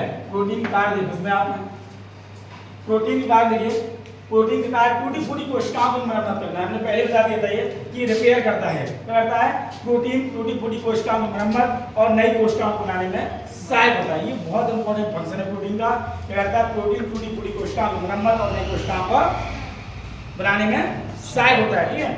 अब प्रतिदिन व्यक्ति को कितने ग्राम प्रोटीन, ये ज़्यादा इंपॉर्टेंट नहीं, तब भी हमें शायद कभी कभी दे देता है कि प्रतिदिन व्यक्ति को आपको 0.36 ग्राम प्रति किलोग्राम वजन के हिसाब से प्रोटीन की आवश्यकता होती है। एक गर्भवती महिला में, ये पूछा गया क्वेश्चन है, एक गर्भवती महिला को 46 ग्राम प्रोटीन की आवश्यकता होती है। ये क्वेश्चन आया हुआ है, ये जो प्रेग्नेंट लेडी होती है उसको 46 ग्राम प्रोटीन की आवश्यकता होती है। एक एथलीट को 1.8 ग्राम प्रति किलोग्राम वजन के हिसाब से प्रोटीन की आवश्यकता होती है। ये जानते रहो, ज़्यादा वो इसको फोकस नहीं करना है, तो नजर पड़ी रहनी चाहिए। एक सामान्य व्यक्ति प्रतिदिन 56 ग्राम प्रोटीन का आपको आवश्यकता होती है। अब आइए बसा पे, बसा को देखो आप, ठीक है। बसा को देखिए, बसा में क्या है, बसा के कार्य देखो, बसा का करता है ताप का नियंत्रण। ये बहुत इंपॉर्टेंट है, पूछा गया क्वेश्चन है कि बसा का फंक्शन क्या है, बसा क्या है, ताप का नियंत्रण, कंट्रोल ऑफ टेम्परेचर, क्या करता है, कंट्रोल ऑफ टेम्परेचर। शरीर में वसा 25 से 30% वसा की आवश्यकता होती है, ये पहले बता दिया था। अब आप टाइप ऑफ फैट पे आ जाओ। ये भी क्वेश्चन बना हुआ है, टाइप ऑफ फैट, फैट के प्रकार। आपके फैट के दो प्रकार होते हैं, सैचुरेटेड और अनसैचुरेटेड। सैचुरेटेड और अनसैचुरेटेड बहुत इंपॉर्टेंट है, आपका क्वेश्चन आएगा। वसा के प्रकार है, saturated option number 1, saturated option number 2, unsaturated option number 2, 3 sorry both, none of these हमारे आप बोथ लगाएंगे, ठीक है। अब इसमें देखिए ये भी क्वेश्चन आपको पूछा गया, बहुत इंपॉर्टेंट है आपके लिए। आपका आया HDL और HDL और LDL दोनों बहुत ही इंपॉर्टेंट है। आपका HDL मतलब high density lipoprotein, good for height. ये आपके लिए कहीं आ सकता है कि HDL स्वास्थ्य के लिए अच्छा है कि खराब है, तो आपके स्वास्थ्य के लिए अच्छा है। जो आपका HDL है वो आपको क्या है, गुड फॉर हाइट, मतलब आपकी कहें स्वास्थ्य के लिए और हाइट के लिए क्या है वो अच्छा समझा जाता है। तो आप याद रखिएगा, आप उल्टा समझ जाए इसको कि ज़्यादा होता है, बल्कि आपके लिए स्वास्थ्य के लिए अच्छा है। HDL हाई का भी फुल फॉर्म क्या हुआ है इसका, ये हाई जो पूछा गया है कि आपका HDL का फुल फॉर्म है, HDL आपके लिए स्वास्थ्य के लिए कैसा है, तो आपके स्वास्थ्य के लिए अच्छा है। हाई डेंसिटी लिपोप्रोटीन आपके लिए गुड ऑफ हाइट के लिए अच्छा है। आपका LDL लो डेंसिटी लिपोप्रोटीन, ये आपका बैड फॉर हाइट के लिए क्या है, खराब है। इसकी मात्रा ज़्यादा लेने से आपको हार्ट अटैक आने के चांसेस रहेंगे, दोनों याद रखिएगा। अब हम बात करते हैं टाइप ऑफ आपके फैट की। फैट आपको दो प्रकार का है, सैचुरेटेड और अनसैचुरेटेड। इनमें देखिए ये भी क्वेश्चन आया हुआ है, LT में भी आया हुआ है और DD कॉलेज जिसमें हम लोग चयनित हुए थे उसमें भी आया था। आपका सैचुरेटेड वसा और अनसैचुरेटेड वसा, तो दोनों की लिस्ट आपको नहीं समझ में आएगी, तो याद कर लीजिएगा कौन कौन से किसके अंदर आते हैं। सैचुरेटेड जो वसा होता है, अब उसके बारे में देखना है, ये थोड़ा खतरनाक होता है, ये आपके हेल्थ के लिए सही होता है, ठीक है। अनसैचुरेटेड वसा जो होता है वो स्वास्थ्य के लिए थोड़ा सा लाभदायक है, ठीक है, क्योंकि उसमें वनस्पति ज़्यादा है, ठीक है। ये आपका क्या है, आपका जानवरों से आपका इसमें फैट निकलता है वो रहता है इसमें। तो सैचुरेटेड फैट और अनसैचुरेटेड, इसके भी आपके अनसैचुरेटेड के भी दो प्रकार है। आपका इसके अनसैचुरेटेड के भी दो टाइप है आपका मोनोसैचुरेटेड और पॉलीसैचुरेटेड। आप इसके दो प्रकार भी ये आ सकता है कि आपके अनसैचुरेटेड वसा की कितने प्रकार होती हैं, वो दो प्रकार की होती हैं, मोनो और पॉली होती हैं। इसके आपके दो प्रकार हैं, मोनो अनसैचुरेटेड, आपको वहीं से ये उठा लीजिए यहाँ से, आपका पॉली नहीं चलो क्लियर है वो। तो आपका जो आपका सैचुरेटेड वसा और अनसैचुरेटेड वसा, ठीक है। आपके लिए जो मोनोसैचुरेटेड वसा, सॉरी आपका जो सैचुरेटेड वसा है उसके आपको दो टाइप हैं, मोनोसैचुरेटेड और पॉलीसैचुरेटेड, ठीक है। इसमें जो आपका है, अब इसमें जो कैटेगरी बांटी गई है, इसमें कौन कौन से एग्जाम्पल हैं आपके, कौन कौन से एग्जाम्पल है सैचुरेटेड वसा के और कौन कौन से हैं आपके अनसैचुरेटेड के, उसे बोलते हैं आपका बोलेंगे हिंदी में बोलेंगे आपका असंतृप्त वसा। अनसैचुरेटेड बोलेंगे असंतृप्त वसा बोलेंगे, क्या बोलेंगे, असंतृप्त वसा।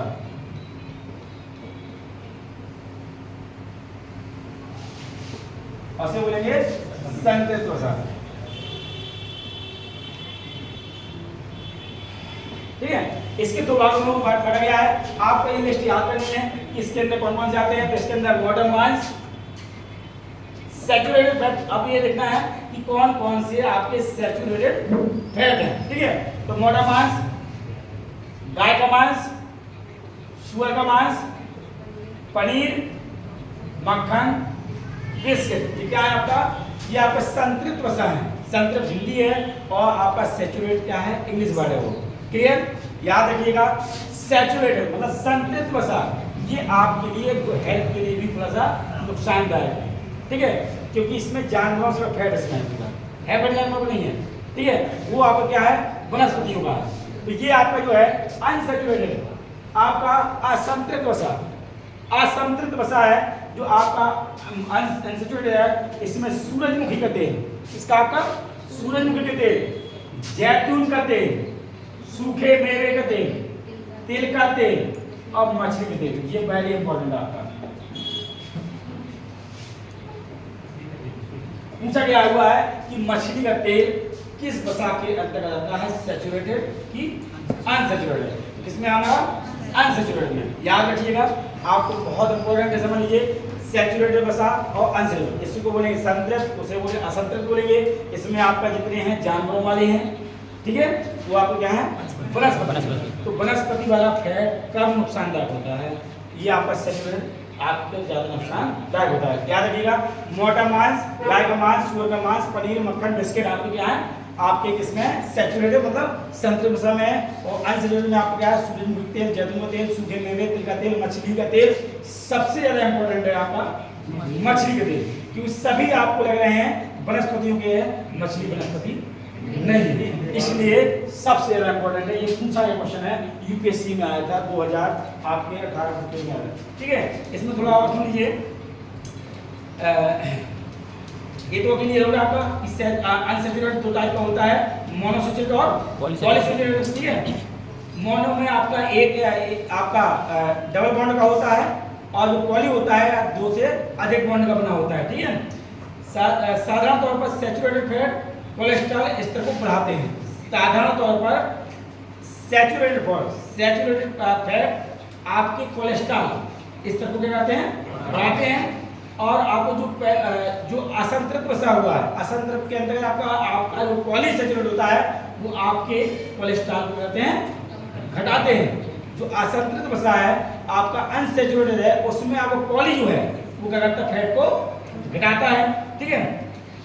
अब इसमें जो लिपोप्रोटीन होती है, रक्त में आपकी लिपोप्रोटीन होती है, वो आपको इधर उधर ले जाने का कार्य करती है। आपका एचडीएल और एलडीएल आपको क्लियर हुई है, ठीक है।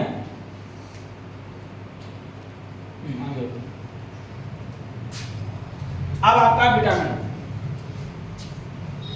देखो, आप जल्दी हो जाएगा, परेशान होगी, थोड़ा सा नोट दीजिए। आप देखिए विटामिन क्या है वो देखना है। विटामिन शरीर को स्वस्थ रखने के लिए बहुत ही कम मात्रा में विटामिन की आवश्यकता होती है। विटामिन शरीर को स्वस्थ रखने के लिए बहुत ही कम मात्रा में, मतलब आपका पहले ही बात दिया था कि आपका मैक्रो और माइक्रो मीन सूक्ष्म, मैक्रो मीन बड़ा। आपको विटामिन की आवश्यकता होती है, इसमें ऊर्जा नहीं मिलती है। एक वाला पॉइंट देखिएगा, बहुत इंपॉर्टेंट है, पहला कई बार पूछा गया है कि क्या विटामिन से ऊर्जा मिलती है, तो विटामिन से ऊर्जा नहीं मिलती है, ठीक है। शरीर में कितने विटामिन होते हैं आपके, सॉरी कुल कितने विटामिन होते हैं, 13 विटामिन होते हैं। ये भी क्वेश्चन, दोनों क्वेश्चन हमारे बने हुए हैं, केवीएस में पूछा गया है, डिग्री कॉलेज में भी आया है, एलटी में भी आया है, टीजीटी में भी आया, अभी सीरीज चल रही थी, सीरीज में भी आपको मिला हुआ है। तो विटामिन से कितनी है, 13। वैसे आपको मुझे मिलेगा, क्योंकि जो आंसर है 13 ही माना जाएगा उसमें, ठीक है। बीएचयू पीएचडी एंट्रेंस में भी आया था, पहली बार हमने दिया था, उस समय पूछा गया था कि आपको विटामिन की संख्या कितनी होती है, विटामिन संख्या 13 होती है, विटामिन से ऊर्जा नहीं मिलती है। अब इसमें अब ये क्वेश्चन पूछा है कि वसा में घुलनशील विटामिन कौन कौन से हैं, और आपके जल में घुलनशील विटामिन कौन से हैं। फैट सोल्यूबल विटामिन और वाटर सोल्यूबल विटामिन। तो आपके वसा में ज़्यादा होते हैं, वसा में घुलनशील है ए डी ई के, vitamin A, vitamin D, vitamin E, vitamin के। कौन से इसमें, आपके फैट सोल्यूबल है, वसा में घुलनशील विटामिन है आपके ए डी ई के। बहुत इंपॉर्टेंट है, क्वेश्चन आया हुआ है कि वसा में घुलनशील विटामिन है। ऑप्शन नंबर 1 ऐसे दे देगा आपका, ए डी और ई और के दोनों मिला देगा, उपरोक्त में से सभी या देगा। वसा में घुलनशील विटामिन कौन सा नहीं है, तो इसमें आप 4 ए दे देगा या 3 ए दे देगा, एक कोई और आपका दे देगा कौन सा नहीं है, हाँ। तो आप वसा में घुलनशील विटामिन है ए डी ई के, तथा जल में घुलनशील क्या हमारे बी और सी, ये भी याद रखना है। वाटर सोल्यूबल विटामिन जो जल में घुलनशील है वो आपके बी और सी है। विटामिन डी और के शरीर के अंदर ही बन जाता है, ये भी पूछा गया है कौन कौन से ऐसे विटामिन है जो शरीर खुद बना लेता है, तो आपके विटामिन और डी और के। कौन कौन से ऐसे विटामिन है हमारे जो शरीर निर्माण करता है, आपको विटामिन डी और के शरीर अपने आप इसका निर्माण कर लेता है। अब विटामिन ए और बी की खोज आपका मैकमिलन ने की थी, तथा जो न्यूजीलैंड खिलाड़ी है विटामिन डी की खोज आपका हाफकिन ने की थी। अब ये ग्राफ है, इस ग्राफ को बहुत इंपॉर्टेंट जरूरी है, इस ग्राफ को देख लो, इसमें आपको सारा चीज मिल जाएगा, ठीक है। अब देखिए विटामिन लिखा हुआ है एक कॉलम में, रासायनिक नाम लिखा हुआ है, कमी से होने वाले रोग लिखे हुए हैं और स्रोत यह भी आपका भी याद होना चाहिए। Vitamin A, B, B1, B2, B3, B4, B5, B6, B7, B12, C, D, E, K। ठीक है, तो ये लिस्ट हमारी है। रासायनिक नाम क्या है, इनके नाम पूछे जाते हैं, आपका कमी से होने वाले रोग पूछे जाते हैं और स्रोत क्या क्या खाएं कि विटामिन की पूर्ति शरीर में होती रहे। तो विटामिन ए दिखाई दे रहा है ना, विटामिन ए है। विटामिन ए का जो रासायनिक नाम है वो रेटिनॉल है। विटामिन ए का रासायनिक क्या है, रेटिनॉल है। अब रेटिनॉल रासायनिक नाम है, इसकी विटामिन ए की कमी से होने वाले रोग जो है क्या होता है, रतौंधी है। ये भी आपका कृषि में अभी क्वेश्चन आया था। ठीक है, स्रोत क्या है, हमें अगर हो जाता है तो गाजर, दूध, अंडा खाना चाहिए। क्या खाना चाहिए, गाजर, दूध, अंडा या सब्जियां। ठीक है, विटामिन ए के लिए आप ग्रीन वेजिटेबल, हरी सब्जियां, सबसे आपको गाजर भी होगा, दूध भी होगा, अंडा भी होगा, सब्जियां होंगी। ठीक है, अब है आपका vitamin B, vitamin B1, vitamin B1 इसमें है थायमिन। विटामिन B1 का क्या रासायनिक नाम, रासायनिक नाम मत भूलिएगा, बहुत इंपॉर्टेंट है, थायमिन है। अब विटामिन B1 का क्या है, थायमिन। इसकी कमी से होने वाला रोग है आपका वेरी, यह तंत्रिका तंत्र को प्रभावित करता है। क्या है, वेरी याद रखिएगा, तो बहुत डिटेल में जाएगा तो क्या पूछेगा, तंत्रिका तंत्र को प्रभावित करता है। विटामिन आपका जो B1 का कमी से होने वाला रोग है वेरी रोग होता है। ठीक है, अब ये कहाँ से मिलेगा हमको, हरी सब्जी और मूंगफली से, हरी सब्जी और मूंगफली से। Vitamin B2 riboflavin, vitamin B2 है आपका, विटामिन B2 का आपका केमिकल नेम है, रासायनिक नाम है आपका राइबोफ्लेविन है। राइबोफ्लेविन मतलब विटामिन B2 की कमी से कौन सा रोग होता है, इस प्रकार की कमी से रोग हो जाते हैं, त्वचा का फटना, आंखें लाल होना, स्किन फटने लगती है और आंखें क्या होती हैं, लाल हो जाती हैं। अब क्या खाएं कि हमें इस प्रकार की समस्या ना हो, तो कलेजी, मांस, जो आपको कलेजी गलती है, आप लोग खाते हो मांस खाते हो, जानते हैं कलेजी क्या होती है, कलेजी, मांस और हरी सब्जियां, जो वेजिटेबल हो वो आप सब्जी खाएंगे, जो नॉन वेजिटेबल हो वो आपको क्या खाएंगे, मांस खाएंगे। ठीक है, vitamin B3 niacin, chemical name बहुत इंपॉर्टेंट है, बहुत very important. Vitamin B3 niacin, vitamin B3 niacin, niacin या नियासिन है वैसे, नियासिन। इससे क्या होता है, चर्म रोग होते हैं और बाल सफेद हो जाते हैं। क्या खाना चाहिए हमें, अनाज और टमाटर खाना चाहिए। Vitamin B5 pantothenic, vitamin B5 का रासायनिक नाम क्या है, पेंटाथोनिक। कौन सा रोग होता है, प्लेग्रा, त्वचा में खुजली होती है, ये भी पूछा गया है, त्वचा से कौन सा रोग होता है, तो आपको प्लेग्रा होता है, प्लेग्रा में क्या होता है, खुजली होती है। ठीक है, प्लेग्रा पूछा गया है, B5 से प्लेग्रा। क्या खाना चाहिए, आलू और टमाटर। B6 pyridoxine, B6 vitamin B6 जो है पायरिडॉक्सिन से क्या आपको पायरिडॉक्सिन इसका रासायनिक नाम है, कमी से होने वाले रोग, लकवा या बाल गिरना। क्या है, एनीमिया, सॉरी हाँ लकवा नहीं है, एनीमिया, लकवा नहीं, सॉरी आपका B6 से है आपका पायरिडॉक्सिन और कमी से होने वाला रोग है एनीमिया। एनीमिया मतलब रक्त की कमी हो जाती है और आपके स्किन डिजीज हो जाएंगे। क्लियर, और फिर आपका स्रोत क्या है, आपका यकृत, मांस और अंडे। ठीक है, अब B7 पे आइए। B7 का है आपका केमिकल नाम है बायोटीन। B7 का क्या नाम है, बायोटीन है। अब इसकी कमी से होने वाला रोग है लकवा, बाल गिरना। इसका लकवा है आपका, लकवा मतलब आपका पैरालिसिस और आपके हेयर फॉल। ठीक है, हमें सोर्स क्या है, क्या लेना चाहिए हमें, आपको लेना चाहिए दूध, मांस, अंडे लेना चाहिए। आजकल दूध, मांस, अंडे का बड़ा रोल चल रहा है। ठीक है, फिर आपका B12 बहुत इंपॉर्टेंट है, B12 सबसे इंपॉर्टेंट है साइनोकोबालामिन। विटामिन B12 है साइनोकोबालामिन, विटामिन B12 साइनोकोबालामिन है आपका, है इसका रासायनिक नाम है साइनोकोबालामिन। क्या नाम है इसका, साइनोकोबालामिन। इससे भी आपका एनीमिया होता है, B12 और आपका B6 दोनों में एनीमिया है। एनीमिया मतलब रक्त की कमी हो जाती है। ठीक है, और साथ साथ पीलिया होता है, पीलिया को हम पांडु रोग के नाम से भी जानते हैं। सारे डिस्ट्रिक्ट में बताएंगे, पांडु रोग, काक रोग, हेडसन रोग, सारे रोग की लिस्ट बना के बताएंगे आपको। तो आपको क्या है, B12 में एनीमिया होता है आपको, आप और पीलिया होता है, पीलिया रोग को हम पांडु रोग भी कहते हैं। क्या खाना चाहिए, आपका मांस खाना चाहिए, कलेजी खाना चाहिए। ठीक है, अब विटामिन C बी की नेक्स्ट पर गई आपकी विटामिन सी है स्कारबिक एसिड। स्कारबिक एसिड इसका केमिकल नेम है, ठीक है। अब इससे क्या होता है, अगर विटामिन सी की कमी हो जाती है तो हमें पायरी या मसूड़े से फूल जाते हैं, मसूड़े से खून आना शुरू हो जाता है। आपके दांतों में क्या होता है, खून आना शुरू हो जाता है, उसे बोलते हैं पायरी लोग बोलते हैं, ठीक है। मसूड़ों से खून आना किसकी कमी से होता है, विटामिन सी की कमी। एक क्वेश्चन में आया हुआ है कि दांतों से खून आना किस विटामिन की वजह से होता है, विटामिन सी। अब क्या लेना चाहिए, आंवला है, आंवला नहीं यहाँ पर आंवला है, ठीक है। आंवला, नींबू और खट्टे जो आपके सिट्रिक फ्रूट्स हैं, खट्टे फल हैं, उनको लेंगे। आप विटामिन सी का सोर्स क्या है, आपके खट्टे फल होते हैं, वो आप विटामिन सी होते हैं। आंवला है, नींबू है और संतरा है, ऐसे जो फल लेंगे तो उससे क्या होता है हमारा कि आपको पायरी संबंधी बीमारियां नहीं होंगी। Vitamin D, calciferol, vitamin D chemical नाम क्या है, कैल्सीफेरॉल, ठीक है। कैल्सीफेरॉल इसकी कमी से होने वाला वो रिकेट्स, ये भी बहुत इंपॉर्टेंट है। किस विटामिन की कमी से रिकेट नामक बीमारी होती है, तो आपको होती है विटामिन डी की कमी से होती है। विटामिन डी का केमिकल है कैल्सीफेरॉल। कौन सा रोग हो रहा है, रिकेट हो रहा है। क्या खाना चाहिए हमको, मछली, यकृत और दूध लेना चाहिए, ठीक है। फिर विटामिन ई, बहुत इंपॉर्टेंट भी आपका है। विटामिन ई टैकोफेरॉल, विटामिन ई का केमिकल नेम क्या है, टैकोफेरॉल।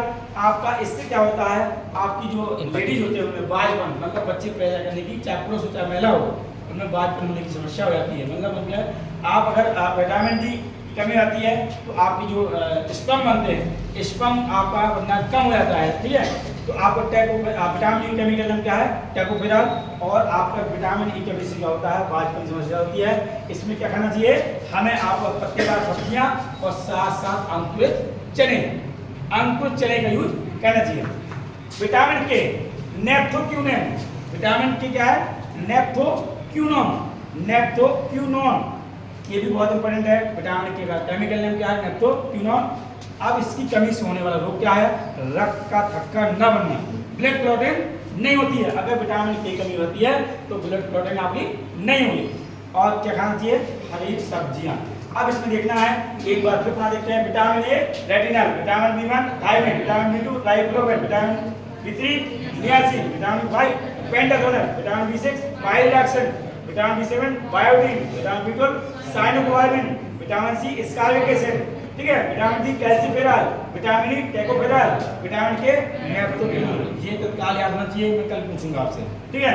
और आपके रोग, ए से रतौंधी, बी से आपका बेरी, बी2 से आपका त्वचा वाला, बी3 से आपका चर्म रोग, बी5 से प्लेग्रा। इंपॉर्टेंट क्या क्या है, रतौंधी है, प्लेग्रा है और एनीमिया है, ठीक है। और रिकेट्स है, बाजपन, ये 1 2 3 और आपका एनीमिया 4, ठीक है। आपका प्लेग्रा और ये जरूर याद होना चाहिए। Pellagra vitamin A, pellagra vitamin B, आपका विटामिन बी12 एनीमिया, बहुत इंपॉर्टेंट, विटामिन बी12 anaemia, vitamin C pyorrhoea, vitamin D rickets, ये भी बहुत रहता है, विटामिन ई बाजपन, विटामिन के रक्त का थक्का, इतना आगे विटामिन ये हो गया है। तभी एक बार पढ़ लेते हैं, मुख्य होते हैं विटामिन ए के हैं, अंडे की जर्दी, गाजर, हरी पत्तियां, वाली सब्जियां, फल, केला, ये पूछा गया है अभी आया में, केला, पपीता, संतरा आदि आपके क्या है, विटामिन ए के स्रोत है। मुक्काट अस्थियों की वृद्धि के लिए आवश्यक है तथा संक्रमण रोधी, इसे संक्रमण रोधी विटामिन बी कहा जाता है। आया क्वेश्चन भी है कि विटामिन ए को संक्रमण रोधी विटामिन बी कहते हैं। संक्रमण से शरीर की रक्षा करता है और आंखों की रोशनी के लिए अच्छा होता है। कमी से होने वाले लोग, रतौंधी, उनमें घाव बन जाता है, संक्रमण की प्रतिरोध की शक्ति कम हो जाती है। अधिकता से बमन, सरदर्द, भूख का भाव, चिड़चिड़ापन, त्वचा का तरना, ठीक है। इसको आप देख लीजिएगा। विटामिन सी देखो, विटामिन सी खट्टे फल जैसे नींबू, संतरा, आंवला, टमाटर आदि, हरी मिर्च 2013 डीजीटी में आया था, हरी मिर्च आया था, क्या आया था, हरी मिर्च आया था। हम लोग पहली बार जब ये हरी मिर्च दिखा दिया, हमने कहा हरी मिर्च में विटामिन सी हुआ, गलत हुआ था हमारा, ठीक है। विटामिन सी क्या है, हरी मिर्च। तो खट्टे फल, नींबू, संतरा, आंवला, टमाटर, हरी मिर्च, बहुत इंपॉर्टेंट। आलू में भी विटामिन सी होता है, प्याज में भी होता है, प्याज में दिया नहीं, प्याज में विटामिन सी होता है, याद रखना है। खट्टे फल, नींबू, संतरा, आंवला, ये तो आपके आम व्यक्ति भी जानते हैं। टमाटर, हरी मिर्च, बहुत इंपॉर्टेंट, हरी मिर्च। आलू, पत्ता गोभी, फूल गोभी, सब्जी, मुख्य क्या है, विटामिन सी ऑक्सीजन प्रतिक्रियाओं के लिए कोलाजन संश्लेषण उसे बनाए रखने में, कोलाजन मसल्स को टाइट करने में, कोलाजन क्या होता है मसल्स को टाइट रखता है, ठीक है, रखने में आवश्यक होता है। हड्डियों दांतों के निर्माण में मदद करता है, घाव उभरने एवं टूटी हड्डियों को जड़ने में सहायक होता है। लाल एवं श्वेत रक्तकणिकाओं के परिपक्वता के लिए आवश्यक है।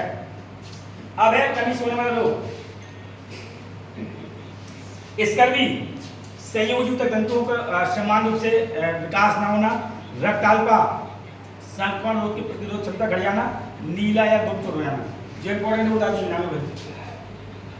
विटामिन डी, मछली का तेल, यकृत, दूध, अंडे स्रोत में, मुक्का, पाचन नली में कैल्शियम एवं फास्फोरस का अवशोषण को बढ़ा देना, बहुत इंपॉर्टेंट ये भी है। हड्डियां दांतों को मजबूत करता है, कैल्शियम के जमाव से नियंत्रित करने में सहायता करता है, हृदय क्रिया को समान बनाए रखता है। कमी से होने वाला रोग, यहाँ पे आइए, कमी से होने वाले रोग, बच्चों में बाल अस्थिर विकार मतलब रिकेट्स, बच्चों में रिकेट्स और वयस्कों में आपका ऑस्टियोमलेशिया, ठीक है। बच्चों में क्या रिकेट्स होता है, हड्डी टेढ़ी जाती है, ऑस्टियोमलेशिया में आप क्या होता है उसमें हड्डियां टेढ़ी हो जाती हैं। ऑस्टियोप्रोसिस में दो चीज होती हैं, ऑस्टियोप्रोसिस में हड्डियां छिद्रित होती हैं और इस हड्डियां मुड़ जाती हैं, ठीक है। अधिकता से क्या होता है, एक बार इसको लिख लो। अब विटामिन D3 पे आ जाओ। विटामिन D3 ये भी पूछा गया है, विटामिन D3 प्राकृतिक रूप से प्राणियों में पाया जाता है। विटामिन ई, हरी सब्जियां, अंकुरित गेहूं, यकृत, मूंगफली, जैतून का तेल, नारियल के तेल आदि में।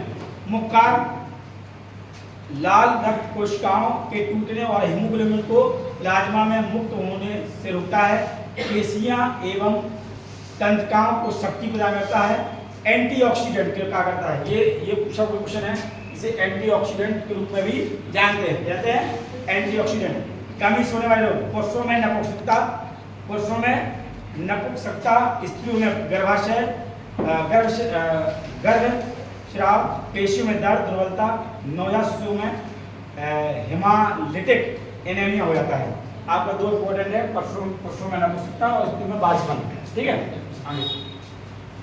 विटामिन के में देखिए, विटामिन के आपका बहुत इंपॉर्टेंट है, वैसे आप ग्राफ में बता दिए हैं तभी सर्च करेंगे, नाम से देखते रहो आप लोग। विटामिन के आपके जीवाणुओं द्वारा, आंत के जीवाणु, क्वेश्चन पूछा गया हुआ है, विटामिन के है आंत के जीवाणुओं द्वारा संश्लेषण होता है, ठीक है। हरी सब्जियां, फल, सोयाबीन, यकृत आदि में पाया जाता है, ठीक है। मुख्य क्या है, यकृत में आपका प्रोथ्रोम्बिन के संश्लेषण में मदद करता है। कमी से होने वाले लोग, रक्त का थक्का नहीं बनता है, ये इंपॉर्टेंट है, रक्त का थक्का नहीं बनता है, बन पाता है, जिससे रक्तस्राव लंबे समय तक हो जाता है, इसे रक्तस्राव रोग कहते हैं। अधिकता से होने वाला पीलिया और रक्ताल्पा। विटामिन B1 एक बार देख लो, बस मुझे याद हो, थोड़ा सा देख लीजिए बस। विटामिन B2 भी देख लीजिए, विटामिन B3 देख लीजिए एक बार,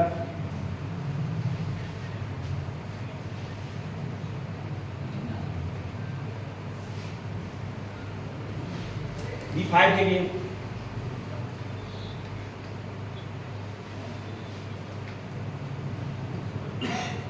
B6 देख लीजिए,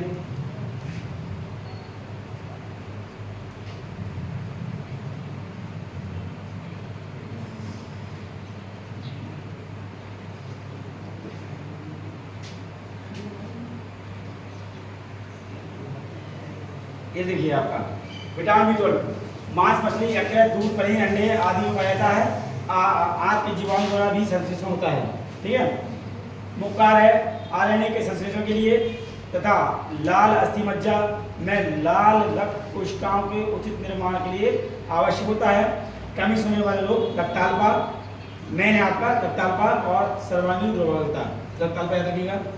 मैं इसलिए आपको आगे देख लीजिए क्योंकि आपको ग्राफ में सारी चीज़ें बता दी गई हैं, आपके पास टाइम रहे तो उसको देख लीजिएगा। मैंने चीज़ आपको ग्राफ में, पूरे ग्राफ में ही पूरा क्लियर है, ठीक है।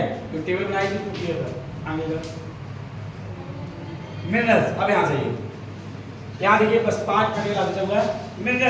मिनरल्स क्या है आपका, खनिज खनिज लवण हमारे शरीर का 4% होता है। खनिज लवण हमारे शरीर का 4%, 4 से 6 भी मिल सकता है। बल्कि क्वेश्चन ये KBS में पूछा गया था, केंद्रीय विद्यालय के एग्जाम में आया था कि हमारे शरीर का कितने % खनिज लवण होना चाहिए, तो 4%। कितने होना चाहिए? 4% भाग आपको खनिज लवण का होना चाहिए। याद रखिए ऑप्शन में 4 से 6 भी मिल सकता है, बल्कि 4 आपका आया हुआ क्वेश्चन है। खनिज लवण हमारे शरीर का 4% भाग होते हैं। उन्हें कुल खनिज लवणों की संख्या 21 होती है। ठीक है, माइक्रो मिनरल्स और मैक्रो, इनको देख लीजिए, ये भी पूछ सकता है कौन कौन से आपके मैक्रो मिनरल्स में है, कौन कौन से आपके माइक्रो मिनरल्स में है। तो माइक्रो मीन्स छोटे और मैक्रो मीन्स बड़े। तो आपका पहले तो याद रखना है कि 4% होना चाहिए, ये याद रखना है आपको। फिर रखना है संख्या कितनी 21 होती है। अब माइक्रो में देखिए लोहा, तांबा मतलब और iodine, chromium, cobalt, chloride, sulphur.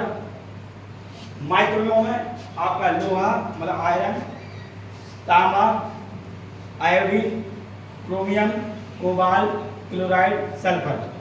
Macro में आपका है, मैक्रो बहुत इंपॉर्टेंट है, calcium, potassium, sodium, phosphorus, magnesium, सारे इंपॉर्टेंट है आपके। ठीक है, कैल्शियम पोटेशियम तो हड्डियों के लिए बहुत ही इंपॉर्टेंट है आपका, अब बताया जाएंगे।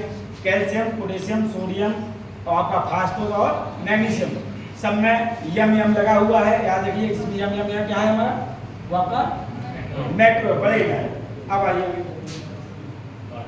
इसकी लिस्ट कहाँ से, अब वाटर देखो। अच्छा थोड़ा थोड़ा ये देख लो आप, वाटर बाद में देखिएगा, थोड़ा थोड़ा देखिए बस, जो इंपॉर्टेंट है उसमें बोलूँगा उसको देखिएगा। पोटेशियम, पोटेशियम का क्वेश्चन आया हुआ है कि पोटेशियम का पोटेशियम का क्या है, पेशी संकुचन एवं तंत्र का आवेग। पेशी संकुचन एवं तंत्र का आवेग बहुत इंपॉर्टेंट है। पोटेशियम का जो काम होता है, पेशी संकुचन मसल कॉन्ट्रैक्शन है, इम्पल्स का आपका क्या होता है, कंडक्शन ऑफ इम्पल्स, तंत्र का आवेग का संरक्षण करना होता है। ठीक है, याद रखिएगा। मुख्य स्रोत अंडा, हरी सब्जियां। कैल्शियम प्रतिदिन 800 मिलीग्राम की आवश्यकता होती है, याद रखना, ठीक है, कोई बात नहीं है। प्रतिदिन 800 मिलीग्राम की आवश्यकता होती है। मुख्य स्रोत दूध से तैयार सामग्री, हरी सब्जी, दही, मांस, अंडा, ये किसके स्रोत है हमारे, कैल्शियम के। हमेशा डॉक्टर कहता है कैल्शियम बच्चों को पिलाना चाहिए, कैल्शियम मिलेगा नहीं का, तो बड़े लोग हैं वो मांस खा सकते हैं, ठीक है, अंडा खा सकते हैं। कैल्शियम का मुख्य कार्य रक्त को जमाने में और पेशियों प्रसाव की प्रक्रिया में सहायक होता है, वेरी इंपॉर्टेंट। कैल्शियम का मुख्य कार्य है रक्त को जमाने में और पेशियों कसाव की प्रक्रिया में सहायता करता है। क्लियर, क्या रहेगा। फास्फोरस प्रतिदिन 700 मिलीग्राम, 750 मिलीग्राम लेना चाहिए। मुख्य स्रोत क्या है, मांस, अंडा, मछली, साबुत अनाज में पाया जाता है। इसमें रहता है मांस, अंडा, मछली और साबुत अनाज में होता है। मुख्य कार्य क्या है इसके, हड्डी एवं दांतों को मजबूत करना। मैंने कहा था कैल्शियम और फास्फोरस, कैल्शियम और फास्फोरस दांतों एवं हड्डियों को, ठीक है, क्या होता है, दांतों को, हड्डियों को। इसमें भी आपका हड्डी लिख लीजिए, इसमें लिखा नहीं है आपका,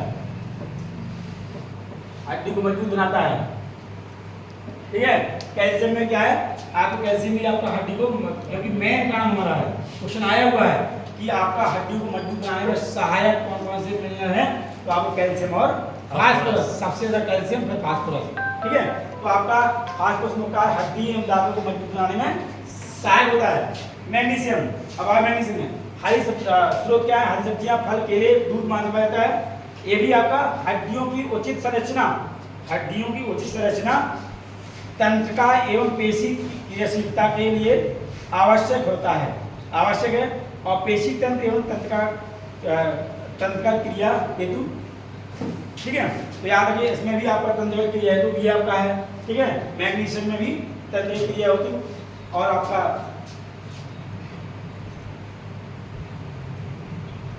सोडियम, ठीक है।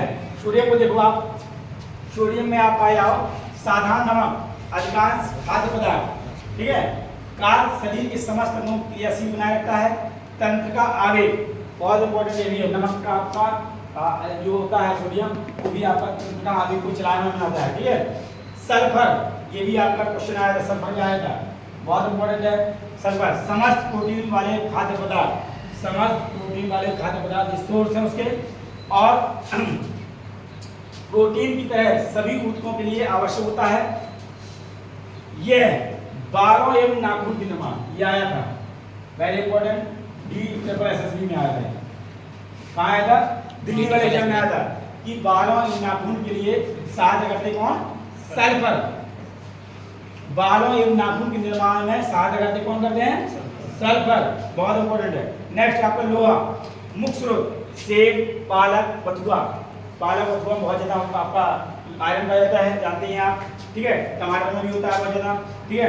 आपका गाजर, टमाटर, अनार, खजूर, किशमिश, सेम, यकृत, अंडे, जर्दी, मांस, मछली, करौंदा आदि में आपका लोहा पाया जाता है, ठीक है। इसके जो अब मेन क्या है, कार क्या है? हीमोग्लोबिन, मायोग्लोबिन का घातक है, ऊतकों को ऑक्सीजन पहुंचाने का करता है, ये याद रखिएगा। हीमोग्लोबिन जो आपका है ऊतकों को ऑक्सीजन पहुंचाने का कार्य करता है। जो आयरन है वो करता है ऊतकों को ऑक्सीजन पहुंचाने का कार्य करता है, बहुत इंपॉर्टेंट है। अब क्लोराइड, सभी प्रकार के आहार एवं साधारण नमक में क्लोराइड पाया जाता है। कार्य इसके बाह्य कोशिकीय द्रव्य का मुख्य आयन होता है अम्ल तथा क्षार, ये कोई विशेष खास नहीं होगा। आयोडीन, आयोडीन के जो मुख्य स्रोत है हमारा है, आयोडीन आपका नमक में हो जाता है। आपका मछली, प्याज, अंडे, जर्दी, समुद्र से उत्पन्न हुए खाद्य पदार्थ में आपको क्या होता है? आयोडीन रहता है, ठीक है। कारण इसके हैं थायरक्सिन, थायरक्सिन आपके निर्माण के लिए आवश्यक होता है। इसकी कमी से व्हाइट येलो, ये बहुत इंपॉर्टेंट है आपका, क्या इंपॉर्टेंट है आपका कि आयोडीन कमी से होने वाला रोग कौन सा हमारा? व्हाइट रोग होता है। आयोडीन की कमी से आपका व्हाइटर नामक रोग हो जाता है, ठीक है, ये बहुत इंपॉर्टेंट है। फिर आपका तांबा, तांबा का स्रोत है यकृत, मांस, गेहूं और कार्य में हीमोग्लोबिन के निर्माण के लिए, हीमोग्लोबिन के निर्माण के लिए एंजाइम को बनाए रखने के लिए आवश्यक होता है, ठीक है। ये तो आपके थे मिनरल्स, क्लियर हो गया। इसमें जो मैंने अंडरलाइन किए हैं उन पे आप फोकस करिएगा, बाकी एक बार रीडिंग मारिएगा, थोड़ा CPR बताना होगा तो वापस लाइए। अब इसमें आप देखिए थोड़ा सा एक चीज और आते हैं लास्ट में CPR, हाँ सॉरी वाटर, लास्ट बचा हुआ है आपका carbohydrate, protein, fat, minerals, sorry vitamin, minerals और वाटर। वाटर देख लो बस। हमारे शरीर का 70% भाग पानी से बना होता है। हमारा शरीर 70% भाग पानी से बना होता है। अधिकांश पानी कोशिकांग होता है।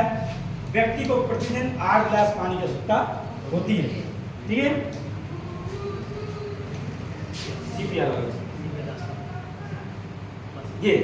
ये आपका अलग से है, मैंने इसमें मेंशन कर दिया छोटे दशमलव क्लास में। CPR क्या होता है? Cardio pulmonary resuscitation, cardio pulmonary resuscitation मतलब पुनः ऑक्सीजन को चलायमान करना। आपका पैसे से, आपका छाती पैसे से पंप किया जाता है तो आपकी ऑक्सीजन क्या होती है वो आपका जो आपको जो कि मर भी गया लगा है तो जिंदा हो जाता है, ऐसी स्थिति आती है। तो आपका बैलेंस डाइट, न्यूट्रिशन मतलब पोषण आपको कंप्लीट हो गया है। इसमें ध्यान दीजिए जो मैंने चीज़ें आपको अंडरलाइन की हैं, जिस पे ज़्यादा गहराई से और ताकत से बोला है वो आपका इंपॉर्टेंट है, बाकी आप उसका स्किप कर सकते हैं, ठीक है। Thank you so much.